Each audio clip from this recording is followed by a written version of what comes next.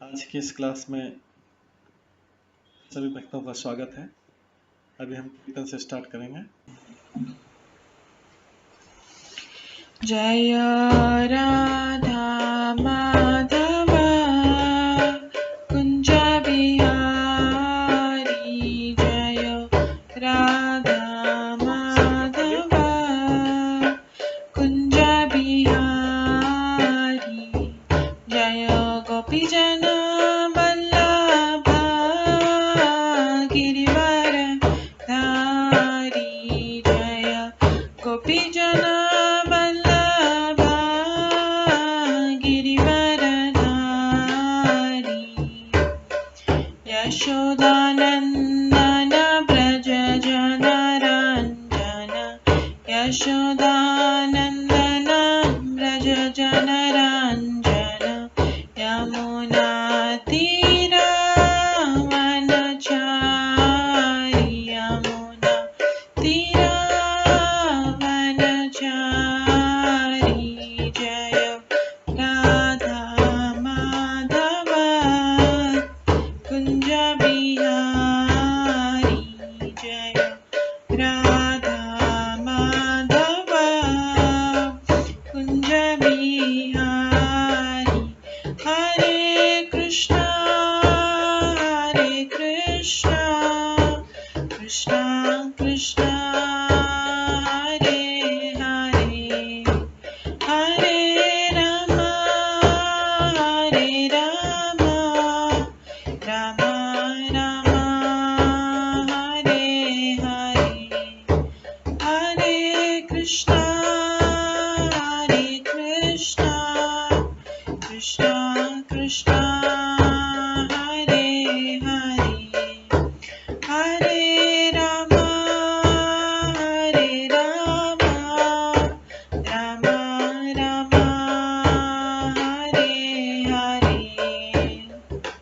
हरे कृष्णा कृष्णा कृष्णा हरे हरे, हरे राम राम राम हरे हरे, हरे कृष्णा कृष्णा कृष्णा हरे हरे, हरे राम राम राम हरे हरे, हरे कृष्णा कृष्णा कृष्णा हरे हरे, हरे राम राम राम हरे हरे, हरे कृष्णा कृष्णा कृष्णा हरे हरे, हरे राम राम राम हरे हरे, हरे कृष्णा कृष्णा कृष्णा हरे हरे, हरे राम राम राम हरे हरे, जय राधा माधव राधे, जय राधा गोविंद राधे, जय गौरनिताय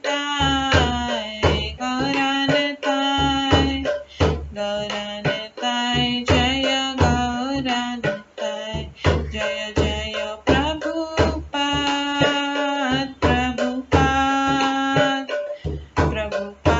जय जय प्रभुपाद, जय जय गुरुदेव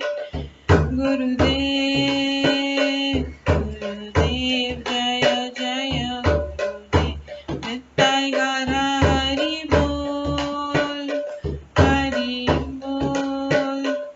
हरि बोल नित्य गौर हरि बोल। गौर प्रेमानंदे हरि हरि बोल। हरे कृष्णा। आज की इस क्लास में सभी भक्तों का स्वागत है। अभी मंगलाचरण से स्टार्ट करेंगे। ॐ अज्ञानतिमिरन्धस्य ज्ञानाञ्जनशलाकया चक्षुरुन्मिलितं येन तस्मै श्रीगुरुवे नमः। श्रीचैतन्यमनोभीष्टं स्थापितं येन भूतले स्वयं रूप कदा मह्यं ददाति स्वपदान्तिकम्। वन्देऽहं श्रीगुरो श्रीयुतपदकमलं श्रीगुरुं वैष्णवांश्च श्रीरूपं साग्रजातं सहगण रघुनाथान्वितं तं सजीवं साद्वैतं सावधूतं परिजनसहितं कृष्णचैतन्यदेवं श्रीराधाकृष्णपादान् सहगण ललिता श्रीविशाखान्वितांश्च नमो विष्णुपदाय कृष्णपृष्ठाय भूतले श्रीमते भक्तिवेदान्त स्वामिन्निति नामिने। नमस्ते सरस्वती देवे गौरवाणी प्रचारिणे निर्विशेष शून्यवादी पाश्चात्य देशतारिणे। वाञ्छाकल्पतरुभ्यश्च कृपा सिन्धुभ्येव च पतितानां पावनेभ्यो वैष्णवेभ्यो नमो नमः। जय श्री कृष्ण चैतन्य प्रभु नित्यानंद श्री अद्वैत गदाधर शिवासादि गौर भक्तवृंद। हरे कृष्णा कृष्णा कृष्णा हरे हरे, हरे राम राम राम हरे हरे। ओम नमो भगवते वासुदेवाय। ओम नमो भगवते वासुदेवाय। ओम नमो भगवते वासुदेवाय।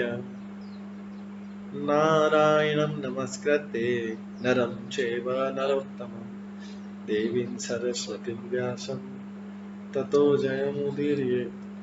नष्टप्रायेषु भद्रेषु नित्यं भागवत सेवया भगवते उत्तम श्लोके भक्तिर्भवति नैष्ठिकी। कृष्णाय वासुदेवाय देवकी नंदनाय च नन्दगोपकुमाराय गोविन्दाय नमो नमः। सर्ववेदान्तसारमे श्रीभागवतम् इष्यते तद्रसामृतात् नान्यत्र स्याद्रति क्वचित्। आराध्यो भगवान् ब्रजेश तनयस्तनधाम वृन्दावन रम्या काचिदुपासना व्रजवधूवर्गेण या कल्पिता। श्रीमद्भागवतं प्रमाणम् अमलं प्रेम पुमार्थमः श्रीचैतन्य महाप्रभुमतम् इदं तत्रादरो न परम्। मूकं करोति वाचालं पङ्गुलङ्घयते गिरिं यत्कृपातमहं वन्दे परमानन्दमाधवम्। हरे कृष्णा।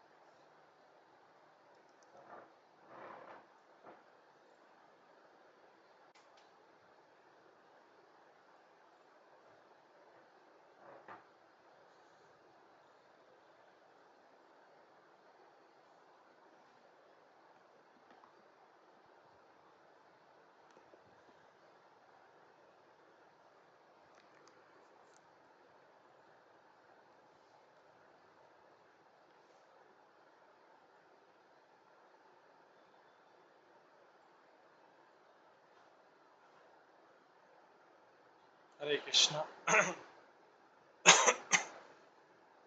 आज की क्लास में सभी भक्तों का स्वागत है। कल हम श्रवण कर रहे थे श्रीमद् भागवतम के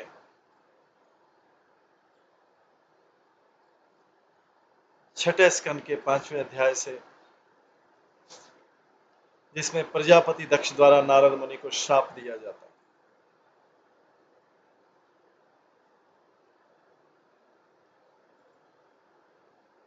नारद मुनि भक्त होने के नाते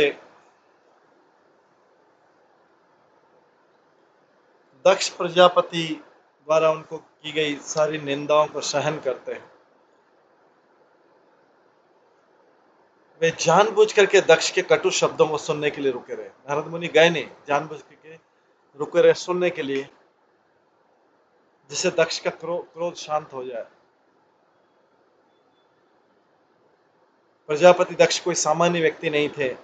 उन्होंने भी अपने पुण्य कर्मों के फल संचित कर रखे थे। इसलिए नारद मुनि को आशा थी कि शाप देने के बाद दक्ष तुष्ट होकर तथा क्रोध से मुक्त होकर अपने दुर्व्यवहार के लिए पश्चाताप करें। तो नारद मुनि इसलिए उनकी निंदा सुन रहे हैं, नारद मुनि की निंदा कर रहे हैं, बहुत गुस्से में कर रहे हैं निंदा। बोलते जा रहे दक्ष, क्योंकि बोलने में तो एक्सपर्ट है, वो बोलते जा रहे और नारद मुनि इसको सुनते जा रहे। नारद मुनि सोच रहे हैं, नारद मुनि को आशा थी कि शाप देने के बाद दक्ष तुष्ट होकर तथा क्रोध से मुक्त होकर अपने दुर्व्यवहार के लिए पश्चाताप करें।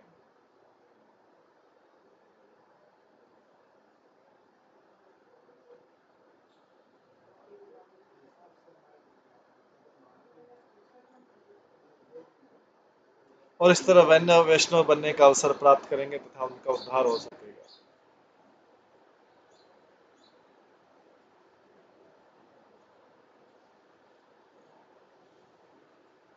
ये दक्ष का था। दक्ष ने फिर शाप दिया और नारद मुनि ने शाप को ग्रहण किया।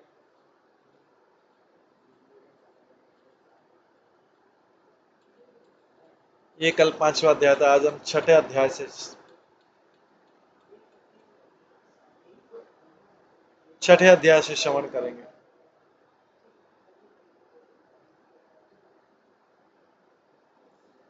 छठा अध्याय दक्ष की कन्याओं का वंश। तो दक्ष के सारे पुत्र तो कहां चले गए? ब्रह्मचारी बन गए। पहले 10,000 पुत्र, फिर 1,000 पुत्र, 11,000 पुत्र जो है वो वैराग्य ले लिया, सन्यासी बन गए।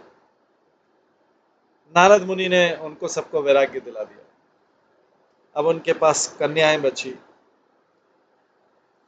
तो प्रजापति दक्ष की पत्नी अस्कनी के गर्भ से 60 पुत्रियां उत्पन्न हुई और जनसंख्या बढ़ाने के उद्देश्य से विभिन्न पुरुषों को दान दी गई।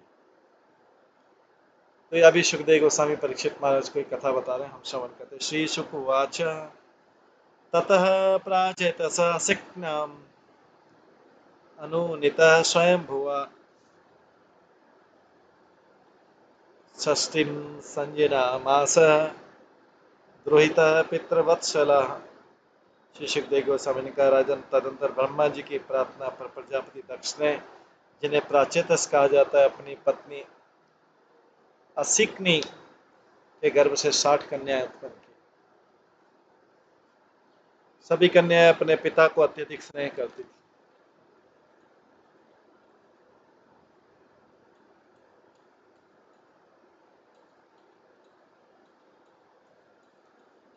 तात्पर्य, अपने अनेक पुत्रों की हानि की घटनाओं के बाद दक्ष को नारद मुनि के प्रति की गई अज्ञता पर पश्चाताप हुआ। अभी दक्ष ने जितने भी वाक्य बोले थे नारद मुनि को, नारद मुनि को उन्होंने जितना भी क्रोध में सुनाया था दक्ष ने, अभी दक्ष को बहुत पश्चाताप हो रहा है अज्ञता का, कि मैं कितना अज्ञानी था, मैंने नारद मुनि जैसे वैष्णव को इतना कुछ कह दिया। नारद मुनि ने उनके 11,000 पुत्रों को, पहले 10,000 फिर 1,000 पुत्रों को ज्ञान देके बोल दिया, आप तो वैराग्य ले लो और सन्यासी बन जाओ। दक्ष को बहुत क्रोध आया और उसने नारद मुनि को इतना कुछ कहा, इतना कुछ कहा, इतना नारद मुनि सुनते रहे। नारद मुनि बोलते इसका क्रोध शांत हो जाएगा और इसे पश्चाताप होगा। तो वास्तव में बाद में पश्चाताप हुआ। अपने अनेक पुत्रों की हानि की घटनाओं के बाद दक्ष को नारद मुनि के प्रति की गई अज्ञता पर, अपनी मूर्खता पर कि कितना मैंने, नारद मुनि इतने महान वैष्णव है, मूर्खता पर पश्चाताप हुआ।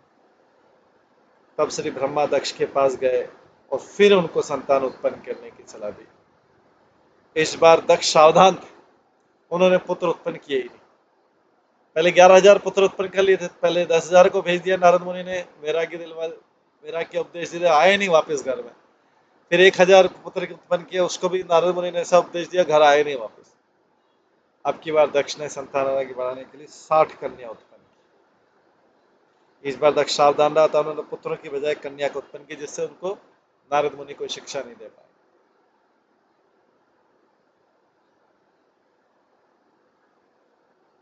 जिससे नारद उन्हें संन्यास स्वीकार करने के विवश कर विरक्त न बना सकते, क्योंकि स्त्रियों के लिए वैराग्य की बजाय अपने अच्छे पतियों की आज्ञा का पालन करना ही उनके लिए मुक्ति का मार्ग है। क्योंकि यदि पति मुक्ति का मार्ग है तो उसकी पत्नी को स्वयं आज्ञा पालन करने से मुक्ति प्राप्त हो जाती है, जैसा कि शास्त्रों का कथन है।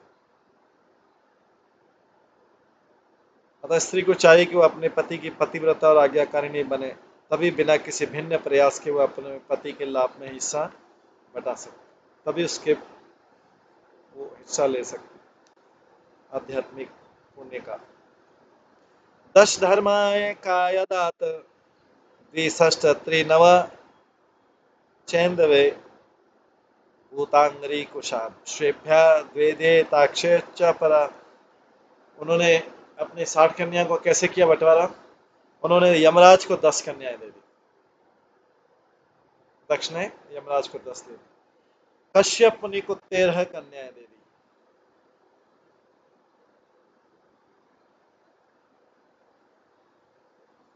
चंद्रमा को 27, अंगिरा कृशासन भूत को 2-2 कन्याएं दान स्वरूप दे दी। शेष की 4 कन्याएं कश्यप को दे दी। इस प्रकार कश्यप को कुल 17 कन्याएं दी। ये किस लिए दी? कि आगे संतान उत्पत्ति हो सके, प्रजा बढ़े। दक्ष तो वास्तव में भगवान की सेवा कर रहे थे, प्रजापति उनका नाम, तो प्रजा ब्रह्मा जी की सेवा कर रहे थे। ब्रह्मा जी स्वयं प्रजापति। आगे नामधेयानि अमुषामं त्वं स पत्न्यानां च मे शृणु यासां प्रसूति प्रसवे लोका पुरिता त्रयः।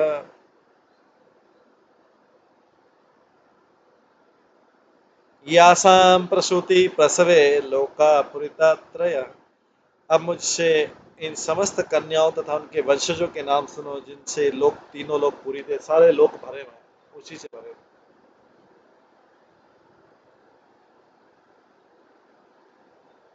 यमराज को प्रदत्त 10 कन्याओं के नाम थे भानु, लंबा, कुकुत, यामी, विश्वा, साध्या, मरुत्वती, वसु, मुहूर्ता तथा संकल्पा। अब उनसे आगे पुत्र के नाम सुनो।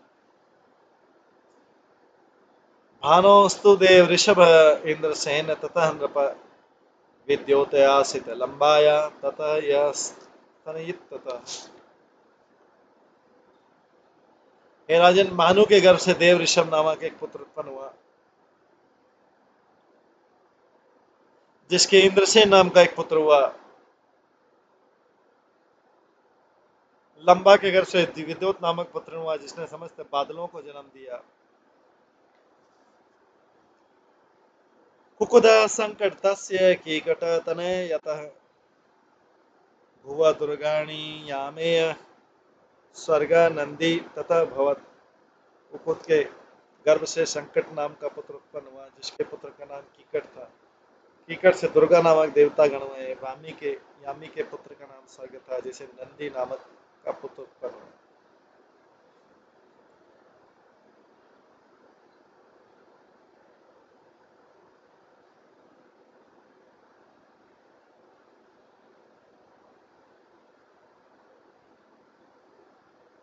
विश्वे देवा तु विश्वाया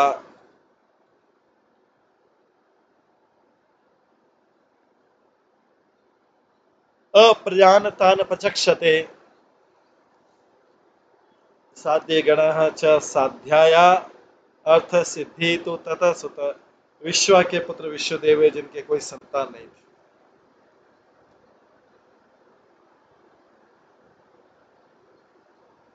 साध्या के गर्भ से साध्य गण हुए जिनके पुत्र का नाम अर्थ सिद्धि था।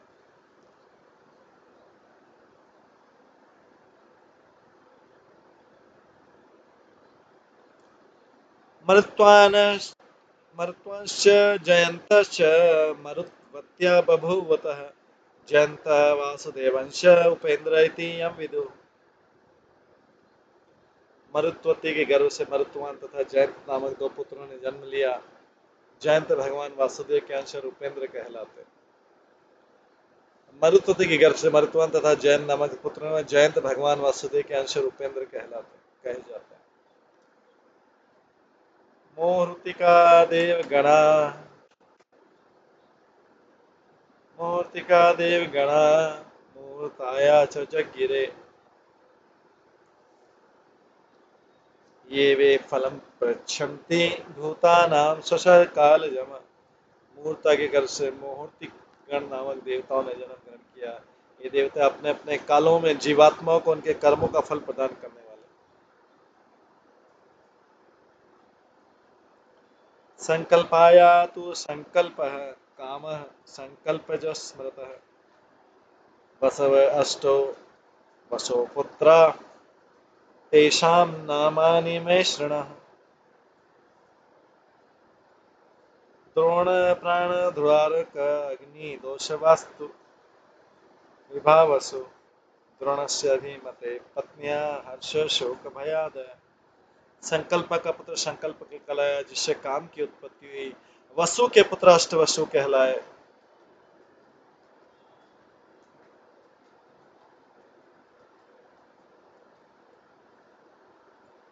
वसु के पुत्र अष्ट वसु कहलाए।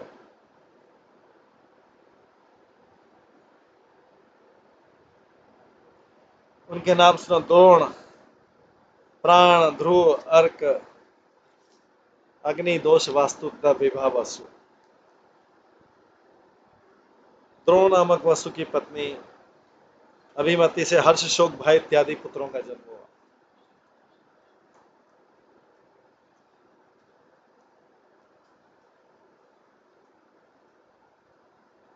प्राणस्य ऊर्जस्वती भार्या सह आयु पुरोजवः ध्रुवस्य भार्या धरणी असूत विविधा पुर। प्राण की पत्नी ऊर्जस्वती के गर्भ से सह आयुष तथा पुरोजव नामक तीन पुत्र उत्पन्न हुए। ध्रुव की पत्नी का नाम धरणी था जिसके गर्भ से विभिन्न नगरों की उत्पत्ति हुई। अर्कस्य वासना भार्या पुत्रा तर्षादय स्मृतः अग्ने भार्या वसोधारा पुत्रा द्रमिणकादय। अर्क की पत्नी वासना के गर्भ से कई पुत्र उत्पन्न हुए।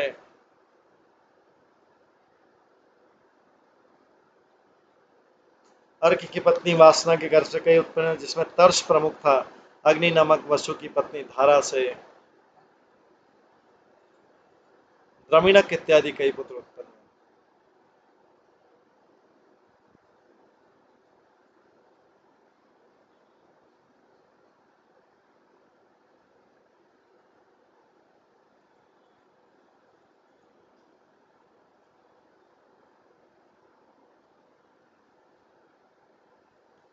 स्कंदश्च कृतिका पुत्रो ये विशाखादयस्ततः दोषस्य शर्वरी पुत्र शिशुमार हरे कला।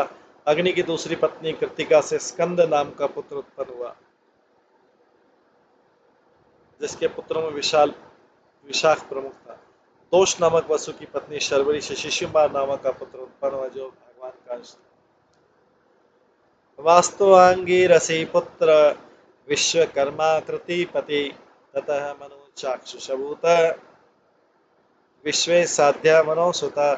वास्तु नामक वसु की पत्नी आंगिरसी से महान शिल्पी विश्वकर्मा का जन्म हुआ।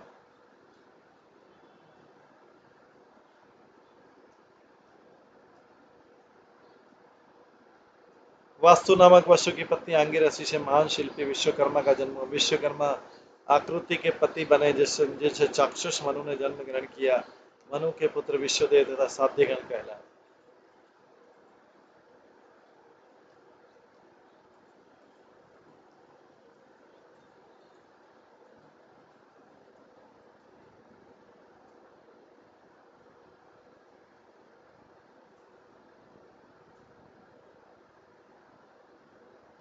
विवाह वसु की पत्नी उषा के 3 पुत्र उत्पन्न हुए, व्युष्ट, रोचिष तथा आतप।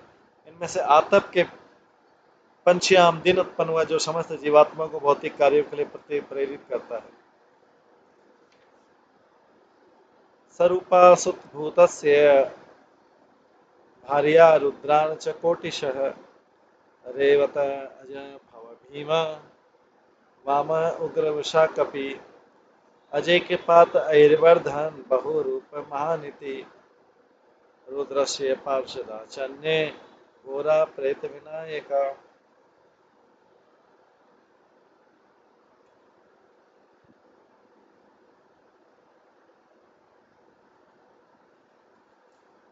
भूत की पत्नी स्वरूपा ने 1 करोड़ रुद्रों को जन्म दिया, जिनमें से प्रमुख 11 रुद्र हैं।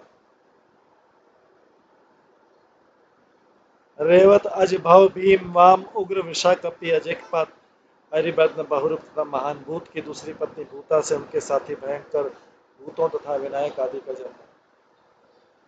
श्री विश्वनाथ चक्र की टीका है कि भूत की 2 पत्नियां थी। उनमें से पहली पत्नी स्वरूपा ने 11 रुद्रों को जन्म दिया। दूसरी पत्नी से रुद्र के पार्षद गण उत्पन्न हुए, जिन्हें भूत तथा विनायक कहा जाता है।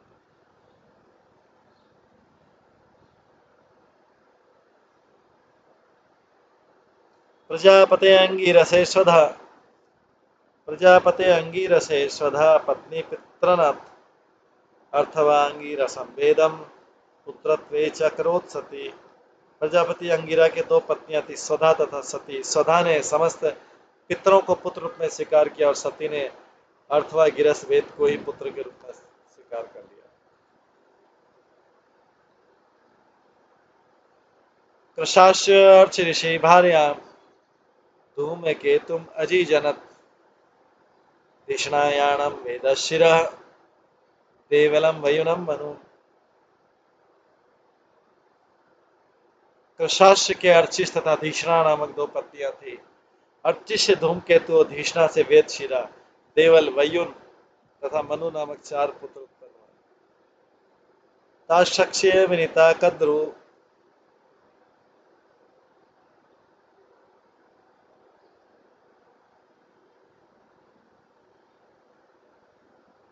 पतंगी यामिनी इति च पतंगी असुत पतंगान यामिनी शलभानथ सुपर्णा असुत गरुणम साक्षात यज्ञेशवाहनम सूर्यसुतम मनु च कद्रु नागान अनेकशः। कश्यप अर्थात ताक्ष की 4 पत्नियां थी। ताक्ष क्यों बोला जाता है? क्योंकि इससे तक्षक नाग उत्पन्न हुआ।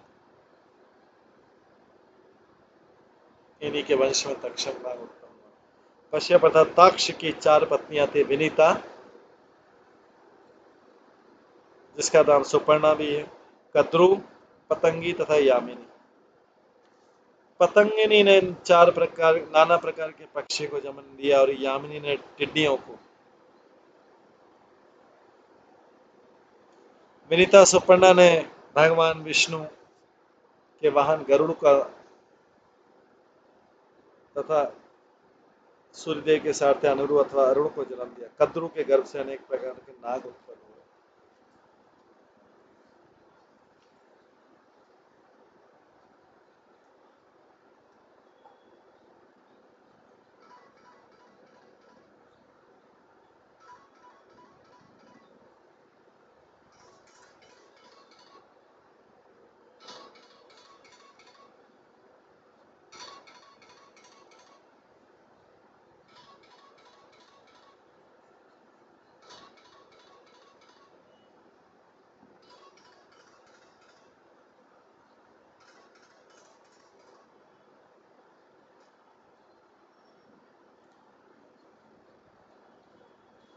कृतिकादीनि नक्षत्राणि इंदो पत्न्य तो भारत दक्ष शापात् शानपत्य तासु यक्ष्मग्रार्दितः। हे भारत श्रेष्ठ महाराज परीक्षित, कृतिका नामक राशियां चंद्रदेव की पत्नियां थी। कृतिका नामक राशियां चंद्रदेव की पत्नियां थी। चूंकि प्रजापति दक्ष ने चंद्रदेव को शाप दिया था कि उसे क्षय रोग हो जाए। दक्ष ने कितने लोगों को शाप दिया था? दक्ष ने नारद मुनि को शाप दिया था। दक्ष ने चंद्रदेव को शाप दिया था कि उसे क्षय रोग हो जाए, टीबी जिसको क्षय बोलते हैं। इससे चंद्रमा में जो धब्बा दिखता है और चंद्रमा 15 दिन छोटा होता है और फिर गायब हो जाता है, फिर 15 दिन बड़ा होता है। ये क्षय रोग दक्ष का शाप है। तो दक्ष तो स्वयं तो बकरे का सिर पा लिया था, उसके बाद अगला जन्म दिया था, लेकिन वो दूसरों को शाप दे रहा था, नारद मुनि को शाप दे दिया। लेकिन उनका फायदा हुआ। नारद मुनि से बोला था कि आप कहीं पे भी एक स्थान पे कुछ समय से ज्यादा नहीं रुक पाएंगे। तो नारद मुनि बोलते हैं तो मेरे लिए बहुत अच्छा हो, मेरे को वैसे ही रुकने की इच्छा नहीं थी कहीं, मैं तो प्रचार के लिए कहीं रुकने की आवश्यकता नहीं।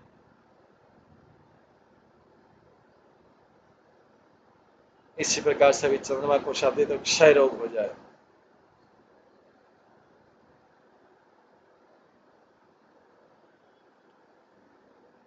किसी और उस अतः किसी भी पत्नी से उसकी कोई संतान नहीं।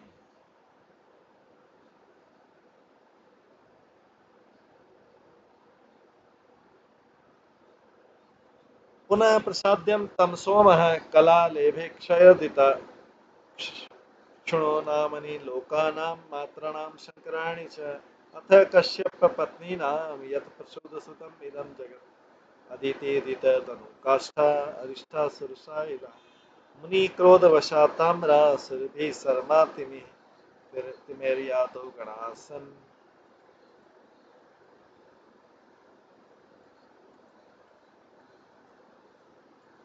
तिमेरियादो गणासन श्वापदा शर्मा सुता। तत्पश्चात चंद्रदेव ने प्रजापति को विनीत वचनों द्वारा प्रसन्न करके रुग्णावस्था में क्षीण हुए प्रकाश को फिर से प्राप्त कर लिया।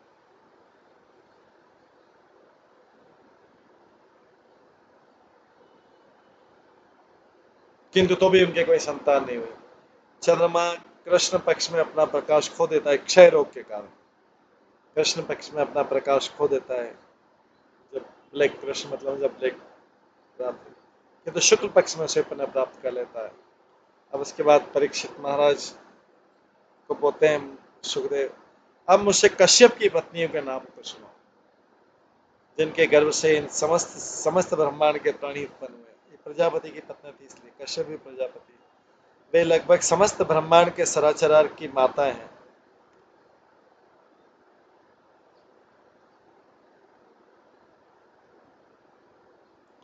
उनके नामों को सुनना शुभ है। उनके नाम है, कश्यप की पत्नियों के नाम है अदिति, दीति, तनु, काष्ठा, अरिष्ठा, सुरसा, इला, मुनि, क्रोधवशा, ताम्रा, सुरभि, शर्मा तथा तिमी।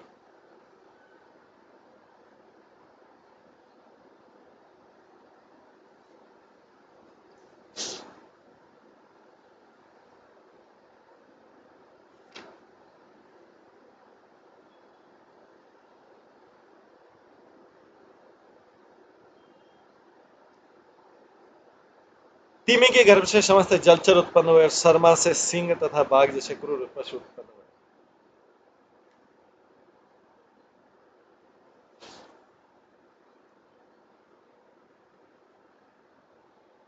उसके बाद असुर में महिषा गाव ये च अन्य द्विशफा नृपताम्राय शयन ग्रहाद्या मुनि अप्सराम गणा।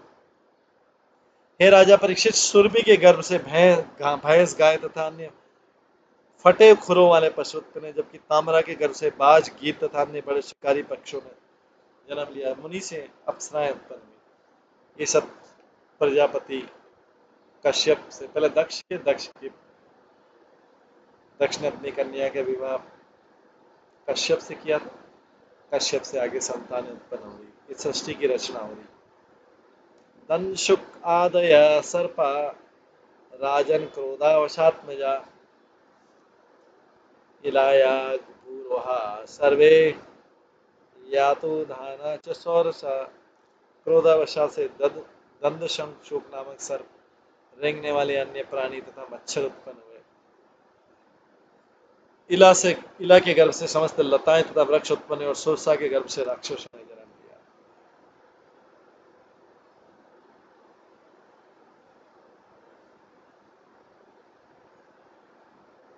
अरिष्टायास्तु गंधर्वा काष्ठाया द्विषफैतरा, सुतादनो एक षष्ठी, तेषां प्राधानिकान् शृणु, विमूर्धा शंबररिष्ट, अयग्रीव विभावसु, अयोमुख शंकुशिरा, सर्वानु कपिल अरुणा, पुलोमा पर्वाचेक, एक चक्र अनुतापन, धूम्रकेश विरूपाक्ष, विप्रचित्ति चतुर्जय। अरिष्टा के गर्भ से गंधर्व उत्पन्न हुए और काष्ठा से घोड़े इत्यादि एक खुर वाले पशु। रचना है सृष्टि के साथ। हे राजन, धनु के 61 पुत्र उत्पन्न हुए, इनमें से 18 प्रमुख है। इनके नाम इस प्रकार: द्विमूर्धा, शंबरी, सब धनु मतलब दानव, अरिष्ट, हयग्रीव, विभावसु, अयोमुख, शंकुशिरा, स्वरभानु, कपिल, अरुण, पुलोमा, वृषपर्वा, एक चक्र, अनुतापन, धूम्रकेश, विरूपाक्ष, विप्रचित्ति तथा दुर्जय। हम इसमें से देखते हैं कई असुर जो है, कई राक्षस रावण के समय थे, विरूपाक्ष। स्वरभानु सुप्रभाव कन्या, वाह नमूची किलह, वृषपर्वण तु शर्मिष्ठाम, ययाति नाहुष बलि। स्वर भानु की कन्या सुप्रभा से नमुची ने विवाह किया। वर्षपर्वा की पुत्री शर्मिष्ठा नहुष के पुत्र महाबली राजा ययाति को दी गई थी।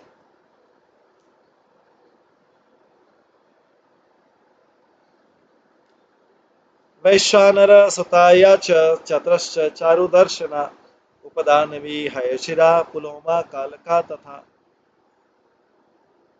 उपदानवीं हिरणाक्ष, क्रतु हृदय शिराम नृपः, पुलोलाम कालकाम च द्वे, वैश्वानर सुते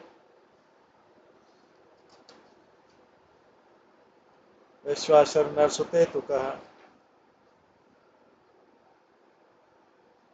उपयेमे अथ भगवान कश्यप भ्रमचोदितः, पोलामा कालकेया च दानवा युद्धशालिनः, तयोः षष्टिसहस्राणि यज्ञघ्नानते पितुः, पिता जघान स्वगतः राजन एकेन्द्रिय प्रियं कर।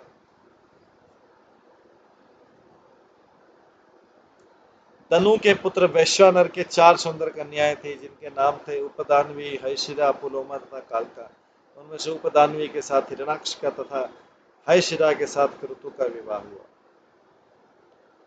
उनमें से उपदानवी के साथ हिरणाक्ष का तथा हयशिरा के साथ क्रतु का विवाह। तत्पश्चात श्री ब्रह्मा के अनुनय विनय पर प्रजापति कश्यप ने वैश्वानर की अन्य 2 कन्याओं पुलोमा तथा कालका के साथ विवाह कर लिया। कश्यप की इन दोनों पत्नियों के गर्भ से 60,000 पुत्र हुए, जो पोलोम अथवा कालकी के नाम से देखे जाते हैं, जिनमें निवात कवच प्रमुख था। वे सब अत्यंत वीर तथा युद्ध कुशल थे और उनका लक्ष्य मुनियों के द्वारा समस्त यज्ञों में विघ्न डालना था। राजन, जब तुम्हारे पितामह अर्जुन स्वर्ग लोग गए थे तो उन्होंने अकेले इन असुरों का वध किया, जिससे राजा इंद्र उनका परम प्रिय बन गया। विप्रचित्ति सिंहकाया शतम चेकमजी जनप, राहु ज्येष्ठम केशु शतम ग्रहत्वम य उपगता। विप्रचिति को अपनी पत्नी सिंहिका से 100 पुत्र प्राप्त हुए, जिसमें राहु सबसे ज्यादा श्रेष्ठ।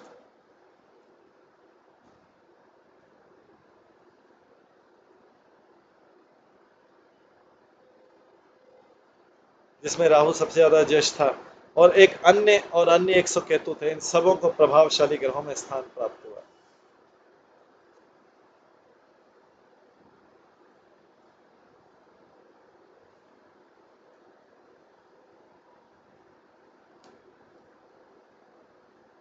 अथात श्रियताम वंशः, यह आदित्य अनुपूर्वशः,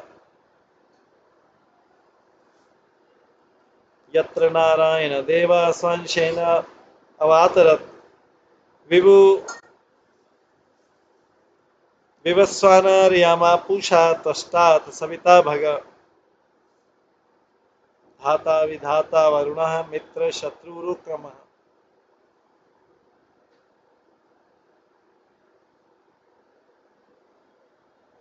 अब सुनो, मैं अदिति के वंश परंपरा का तिथि क्रम अनुसार वर्णन कर रहा हूं।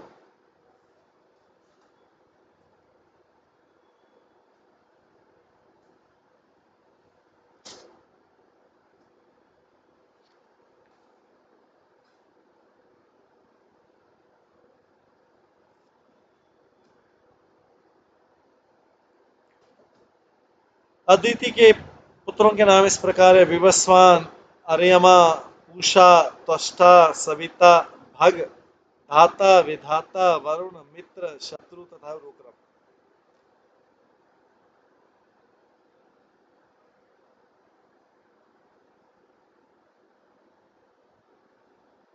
वे अदिति के पुत्र जो आदित्य कहलाते हैं। विवस्वत शादेवम संज्ञा सुयत वे विवस्वत शादेवम संज्ञा सुयत वे मनु मिथुनम च महाभागा यमम देवम यमिम तथा सा एव भूत्वा अथवा बड़वा ना सत्यो सुषवे भुवि।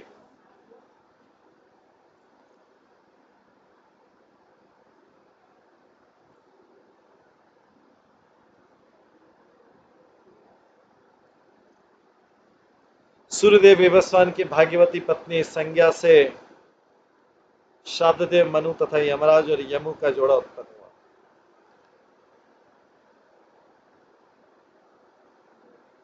सूर्यदेव विवस्वान की भाग्यवती पत्नी संज्ञा से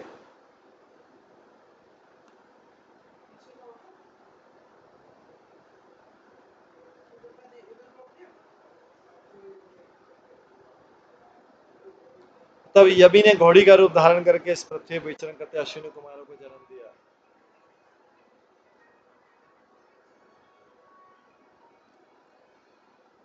छाया शनेश्वरम देवे सार्वणीम च मनुम ततः कन्याम च तपितिम यावे वव्रे सवर्णम पति। सूर्य की अपनी पत्नी छाया से शनेश्वर तथा सावर्णी मनु नामक दो पुत्र तथा तप्ती नामक एक पुत्री उत्पन्न हुई, जिसने सवर्ण के साथ विवाह कर लिया।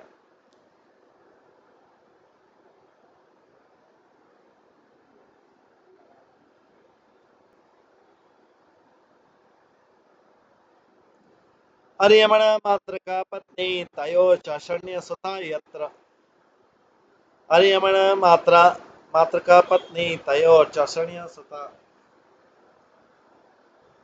यत्र वे मानुषी जाति ब्रह्मणा च उपकल्पिता।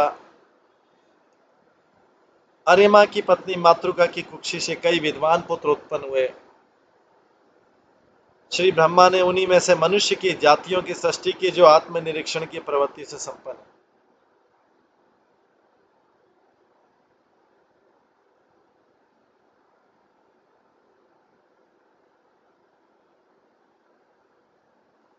उषानपत्य पिष्टद भग्न दंत भवत्पुरा ये अशो दक्षाय कुपितम जहास विवर्धज।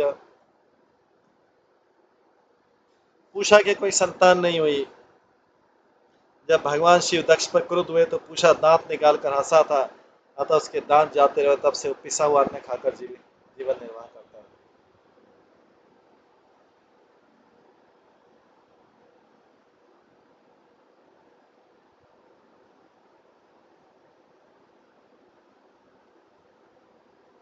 त्वष्टु दैत्यात्मजा भार्या रचना नाम कन्यका सन्निवेश तयो यज्ञे विश्वरूप च वीर्यवान।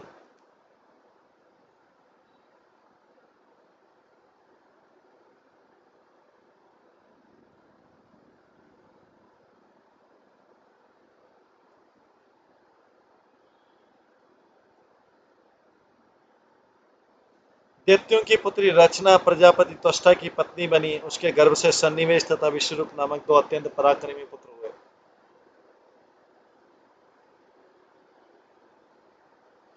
तम बवीरे सुरगण स्वस्त्रियं द्विषतामपि विमतेन परित्यक्ता गुरुणा आंगिरसेन यतः। यद्यपि विश्वरूप देवताओं के कट्टर शत्रु असुरों की पुत्री का पुत्र था, किंतु उन्होंने ब्रह्मा की आज्ञा से उसे अपना पुरोहित बनाना स्वीकार किया।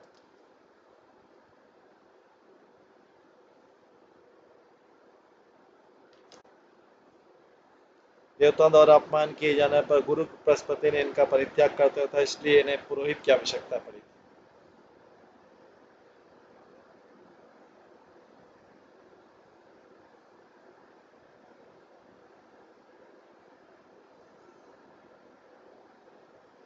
इस प्रकार ये दक्ष की कन्याओं का वंश का वर्णन हमने सुना।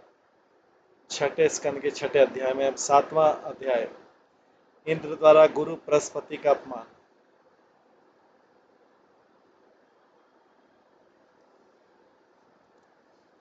इसमें देखते हैं कि इंद्र द्वारा गुरु बृहस्पति का अपमान है। तो श्री राजो वाच कस्य हेतु परित्यक्ताचार्येण आत्मनः सुरा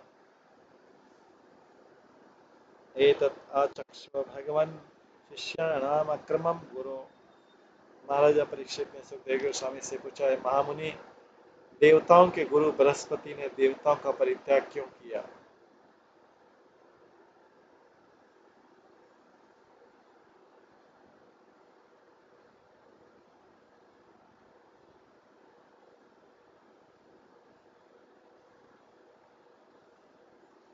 महाराजा परीक्षित सुखदेव गोस्वामी से पूछा, है महामुनि, देवताओं के गुरु बृहस्पति ने देवताओं का परित्याग क्यों किया जो उनके शिष्य थे?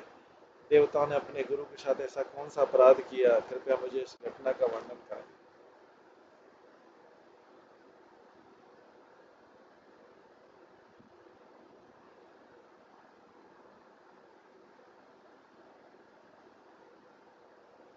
श्री विश्वनाथ चक्रवर्ती ठाकुर की टीका है।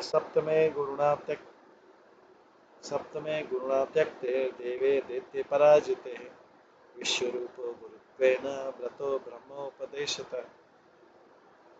इस 7वें अध्याय में बताया गया किस प्रकार देवताओं द्वारा बृहस्पति का तिरस्कार हुआ, किस प्रकार बृहस्पति ने उन्हें त्यागा और किस प्रकार असुरों से पराजित होकर देवताओं ने ब्रह्मा जी के उपदेश अनुसार अपना यज्ञ कराने के लिए विश्वरूप को पुरोहित के रूप में स्वीकार।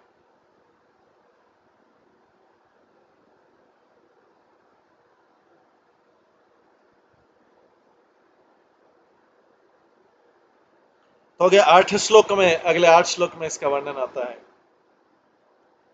श्री बादरायण वाचा इंद्र स्त्री भुवनेश्वर्य मद उल्लंघित सत्पतः मरुद्री वसुभी रुद्रे आदित्ये रघुभी नृपः विश्वदेवे च साध्ये च नास्तभ्याम परीक्षितः सिद्धचारण गंधर्वे मुनिभि ब्रह्मवादिभि विद्याधर अप्सराभ च किन्नरे पतग उरुगे ऋषिव्यमाण भगवान स्तूयमान च भारत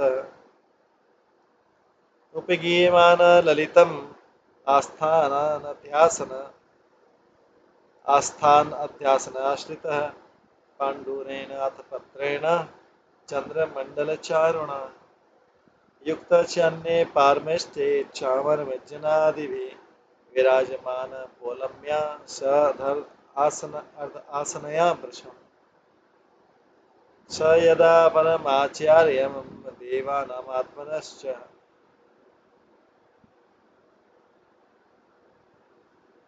नभ्यनन्दत् सम्प्राप्तं प्रत्युत्थान आसनादर्भी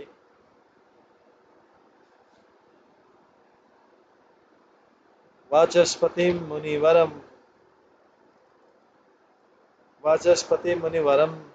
सुरसु नमस्कृतं नौच्चाल आसनात इंद्र पश्यन् सभागतम।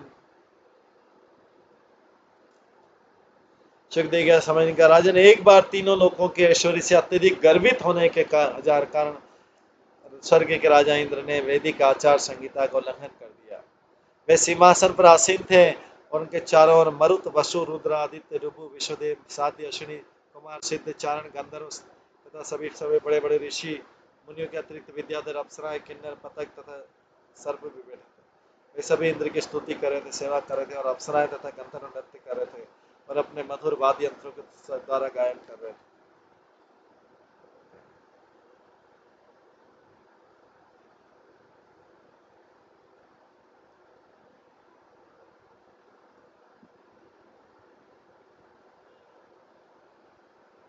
इंद्र के सर पर पूर्ण चंद्रमा के समान तेजवान श्वेत छत्र तना था। चांद झला जा रहा था और समस्त राजसी ठाट बाट सजा था। इंद्र अपनी अर्धांगिनी शची देवी समेत सिंहासन में बैठे थे। तभी उस सभा में परम साधु बृहस्पति का प्रवेश हुआ। सर्वश्रेष्ठ साधु बृहस्पति इंद्र समेत सभी देवताओं के गुरु थे। वो देवताओं और असुरों के द्वारा समान रूप से सम्मानित थे। तो भी अपने गुरु के समक्ष देखकर इंद्र ने तो अपने आसन से उठा, न ही अपने गुरु को बैठने के लिए आसन दिया और न उनका आदरपूर्वक सत्कार ही किया। तात्पर्य कि इंद्र ने सम्मान सूचक कोई भी कार्य नहीं किया।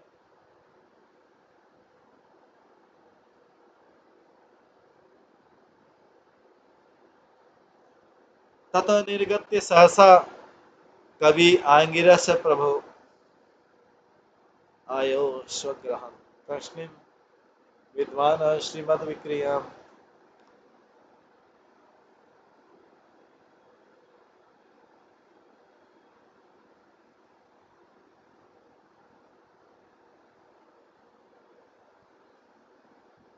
बृहस्पति को सब कुछ ज्ञात था कि भविष्य में क्या होने वाला है। इंद्र द्वारा सारे शिष्टाचार का उल्लंघन देखकर वो पूरी तरह समझ गए कि इंद्र ऐश्वर्य के मत से फूल उठा है। वे चाहते तो इंद्र को शाप दे सकते थे, किंतु उन्होंने ऐसा नहीं किया। वे सभा से निकलकर चुपचाप अपने घर चले आए।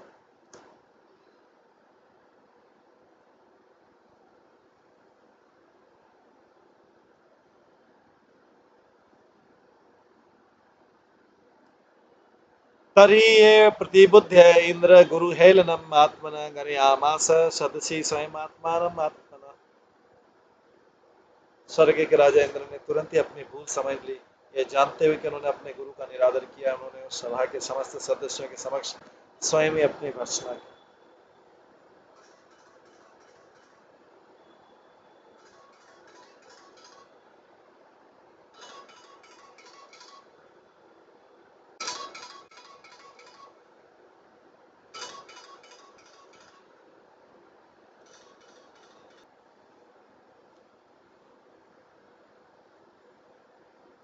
तर्हि एव प्रतिबुद्ध्य इंद्र गुरु हेलनम आत्मना गर्यामास सदसी स्वयं आत्मानम आत्मना। स्वर्ग के राजा इंद्र ने तुरंत ही अपनी भूल समझ ली। यह जानते हुए कि उन्होंने अपने गुरु का निरादर किया, उन्होंने उस सभा के समस्त सदस्यों के स्वयं ही अपनी भर्त्सना की।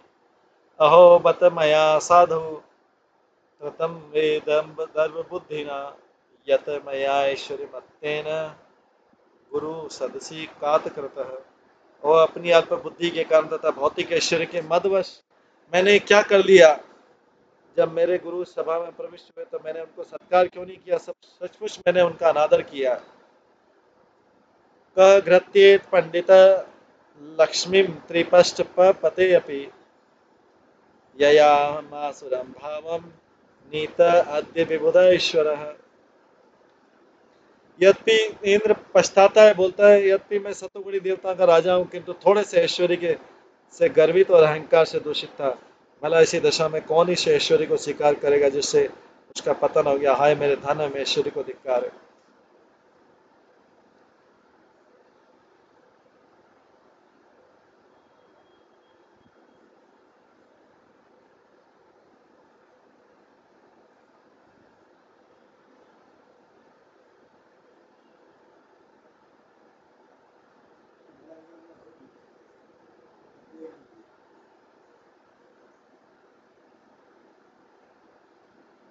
तात्पर्य श्री चैतन्य महाप्रभु ने श्री भगवान से प्रार्थना की थी, न धनम न जन्म न सुंदरीम कविता माम जगदीश कामे। हे ईश्वर, मुझे न तो धन या भौतिक ऐश्वर्य की कामना है, न मैं चाहता हूँ कि मेरे अनेक अनुयायी हो जो मुझे अपना नायक माने। ना ही मुझे अपने आप को प्रसन्न रखने के लिए किसी सुंदर स्त्री की आवश्यकता है। मम जन्मनी जन्मनीश्वरे भवतार भक्ति रहे तो की। मुझे मुक्ति भी नहीं चाहिए। मैं तो यही चाहता हूँ कि जन्म जन्मांतर आपका आज्ञाकारी दास बना रहूं। प्रकृति का नियम है कि जब कोई अत्यंत ऐश्वर्यशाली हो जाता है तो उसका पतन होने लगता है।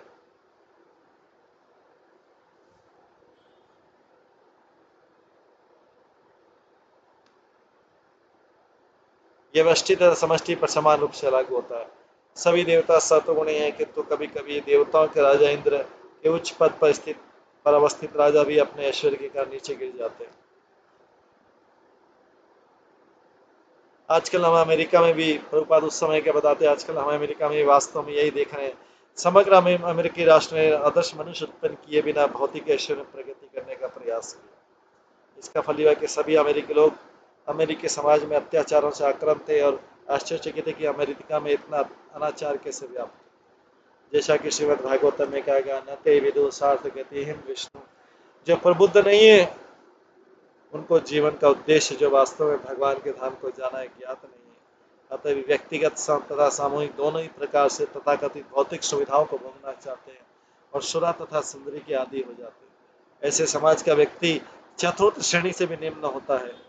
वे अवांछित और वर्ण शंकर कहलाते हैं, और जैसा कि भगवद गीता में उल्लेखित है, वर्ण शंकर जनता की वृद्धि से नारकी समाज की सृष्टि होती है। आजकल अमेरिकी लोग अपने आप को ऐसे ही समाज में पाते हैं।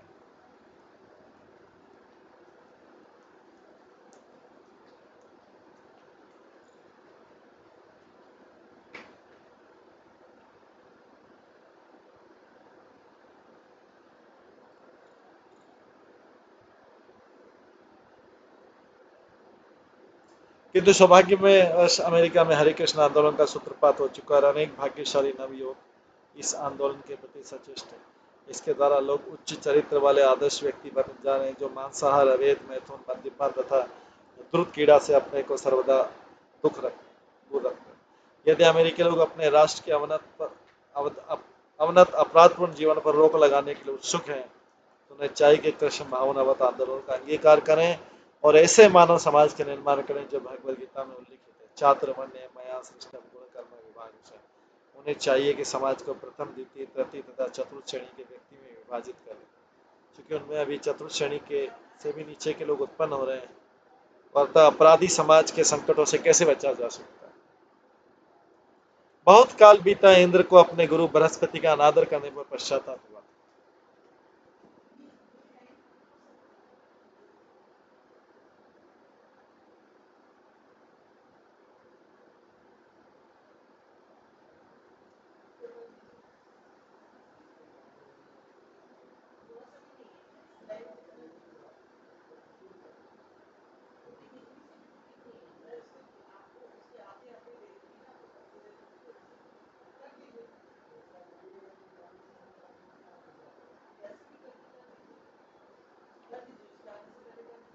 बहुत काल बीता, श्री इंद्र को अपने गुरु बृहस्पति का अनादर करने में पश्चाताप हुआ था। इसी प्रकार ये सलाह दी जाती है कि अमेरिकी लोग अपनी भ्रमपूर्ण उन्नत सभ्यता के लिए पश्चाताप करें। उन्हें चाहिए कि भगवान कृष्ण के प्रतिनिधि गुरु से उपदेश ग्रहण करें। यदि वे ऐसा करेंगे तो सुखी होंगे और उनका राष्ट्र आदर राष्ट्र बनेगा, जो सारे विश्व का पथ प्रदर्शक बनेगा।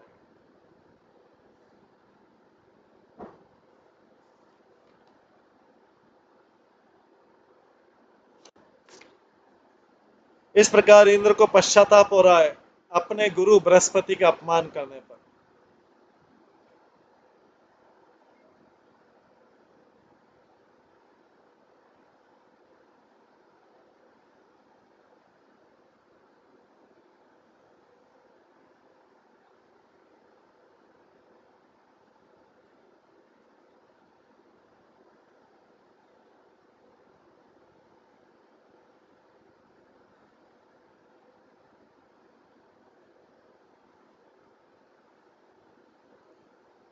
इसके आगे इंद्र द्वारा जब बृहस्पति अपने गुरु बृहस्पति का अपमान किया जाता है, उसका परिणाम क्या होता है, उसका फल क्या होता है।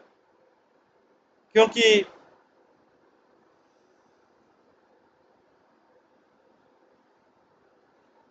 यहाँ पे प्रभुपाद लिख रहे हैं कि प्रकृति का नियम है कि जब कोई अत्यंत ऐश्वर्यशाली हो जाता है तो उसका पतन चालू हो जाता है। जब कोई अत्यंत ऐश्वर्यशाली हो जाता है तो उसका पतन प्रारंभ हो जाता है। तो देवताओं के राजा इंद्र भी अपने गुरु का अपमान करने पर, ऐश्वर्य के कारण अपमान, खड़े नहीं हुए, आदर नहीं किया, उनका पतन शुरू हो।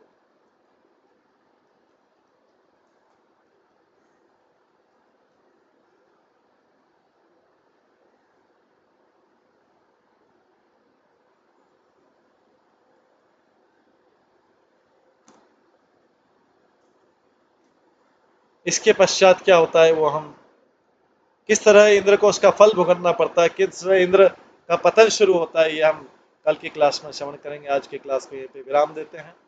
सभी भक्तों का बहुत बहुत धन्यवाद। सभी भक्तों के लिए एक बार हरे कृष्ण महामंत्र का जप करते हैं। हरे कृष्णा कृष्णा कृष्णा हरे हरे, हरे राम राम राम हरे। श्रीमद् भागवतम महापुराण की जय, श्रील प्रभुपाद की जय, सभी भक्तगणों की जय। हरे कृष्ण।